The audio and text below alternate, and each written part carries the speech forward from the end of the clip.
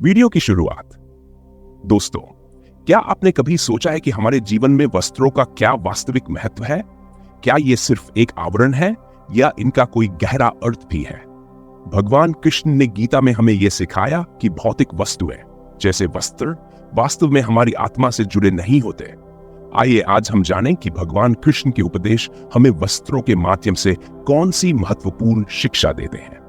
भगवान कृष्ण के उपदेशों में वस्त्र धारण करने की कोई सीधी चर्चा नहीं मिलती, लेकिन उनकी शिक्षाएं हमें यह समझाती हैं कि भौतिक वस्त्र और संपत्तियां अस्थायी हैं। उनका ध्यान आत्म साक्षात्कार और मोक्ष पर केंद्रित होता है। गीता के दूसरे अध्याय के श्लोक मष्टडा में भगवान कृष्ण आत्मा और शरीर के संबंध को समझाते हुए कहते हैं कि आत्मा के लिए शरीर और वस्त्र दोनों ही अस्थायी आवरण हैं। वासांसी जीर्णानि यथा विहाय नवानि गृह्णाति नरो अपराणि तथा शरीरानि विहाय जीर्णा अन्यानि संयाति नवानि देहि। अर्थात जैसे पुराने वस्त्रों को त्याग कर नए वस्त्र धारण किए जाते हैं, वैसे ही आत्मा पुराने शरीर को छोड़कर नए शरीर को प्राप्त करती है। यहां से यह संदेश मिलता है कि वस्त्र या शरीर दोनों अस्थायी हैं, जबकि आत्मा अजर अमर होती है। ये शरीर और वस्त्र केवल इस भौतिक संसार का हिस्सा है। माया और मोह का सिद्धांत। भगवान कृष्ण के अनुसार यह संसार माया ब्रह्म से भरा हुआ है, जिसमें हम भौतिक वस्त्रों और संपत्तियों में उलझ जाते हैं। गीता के 7वें अध्याय के श्लोक 4 में वे माया के जाल को समझाते हैं। दैवी हेषा गुणमयी मम माया दुरत्या मामेव ये प्रपद्यन्ते माया में तान तरंतीते। यानी ये माया भौतिक ऊर्जा अत्यधिक दुर्गम है, लेकिन जो मेरी शरण में आते हैं वे इसे पार कर लेते हैं। यहां से यह सिद्ध होता है कि वस्त्र जैसी वस्तुएं भी इस माया का हिस्सा है और इन्हें छोड़कर आत्म साक्षात्कार की ओर बढ़ना चाहिए। निष्काम कर्म और वैराग्य। भगवान कृष्ण का निष्काम कर्म का सिद्धांत सिखाता है कि हमें भौतिक वस्त्रों या संपत्तियों में आसक्त हुए बिना अपने कर्म करने चाहिए। वस्त्र और बाहरी दिखावे से अधिक महत्वपूर्ण है हमारी निष्ठा और आत्मा की शुद्धता। गीता के 3 अध्याय के श्लोक 19 में वे कहते हैं, तस्मात्सक्तो सततं कार्यं कर्म समाचर असक्तो ह्याचरण कर्म परमाप्नोति पुरुष।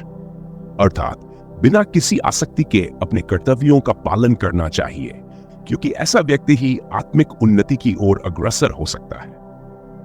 भगवान कृष्ण के उपदेश हमें यह बताते हैं कि वस्त्र सिर्फ एक आवरण है और हमारी असली पहचान आत्मा से जुड़ी होती है। भले ही वस्त्र सामाजिक और सांस्कृतिक दृष्टि से महत्वपूर्ण होते हैं, लेकिन आध्यात्मिक रूप से उनका कोई महत्व नहीं है। आत्मा की शुद्धता और मोक्ष की प्राप्ति के लिए हमें वस्त्रों और अन्य भौतिक वस्तुओं से ऊपर उठकर आत्म साक्षात्कार की ओर ध्यान केंद्रित करना चाहिए।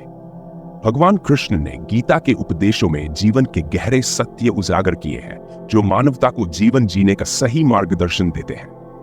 उनका यह ज्ञान हमें सिखाता है कि इंसान को बाहरी वस्त्रों और आभूषणों से ज्यादा अपने आंतरिक विकास पर ध्यान देना चाहिए। वस्त्र और भौतिक सुख सुविधाएं केवल बाहरी आवरण है, जो हमारी आत्मा को सत्य की ओर नहीं ले जाते। असली महत्व आत्मज्ञान और आंतरिक शुद्धता में है, जो हमें सच्चे अर्थों में ईश्वर के निकट ले जाती है। कृष्ण का यह संदेश हमें जीवन के सार को समझने की प्रेरणा देता है। वे कहते हैं कि आत्मा अमर है और यह शरीर मात्र एक साधन है जिसे आत्मा धारण करती है। जैसे व्यक्ति पुराने वस्त्र त्याग कर नए वस्त्र धारण करता है, वैसे ही आत्मा एक शरीर को त्याग कर दूसरा धारण करती है। इसका अर्थ है कि वस्त्र या शरीर आत्मा की असली पहचान नहीं है। इसलिए हमें भौतिक वस्त्रों में उलझने के बजाय आत्मज्ञान और आत्मिक विकास की ओर बढ़ना चाहिए।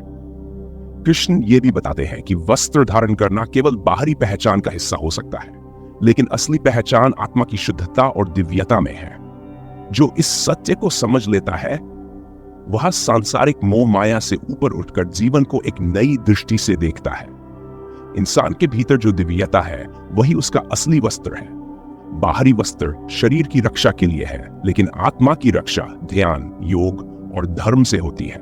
वस्त्रों के प्रति यह दृष्टिकोण हमें सिखाता है कि असली समृद्धि भौतिक वस्त्रों और संपत्तियों में नहीं, बल्कि आत्मिक शांति और संतुष्टि में है।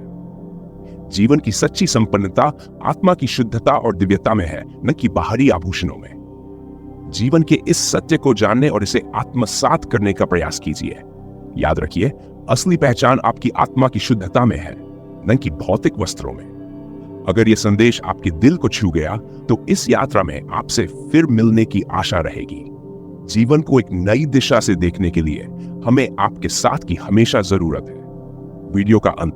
तो दोस्तों, अब जब हम ये समझ गए हैं कि वस्त्र, संपत्तियां और भौतिक सुख अस्थायी है, हमें भगवान कृष्ण की शिक्षाओं से प्रेरणा लेकर अपनी आत्मा की शुद्धता पर ध्यान देना चाहिए, क्योंकि अंततः हमारी आत्मा ही अमर है। अगर आपको ये ज्ञानवर्धक लगा तो इस यात्रा को जारी रखने के लिए हमारे साथ जुड़े रहिए। आने वाले अध्यायों में हम और भी गहराई से इन दिव्य उपदेशों को समझेंगे।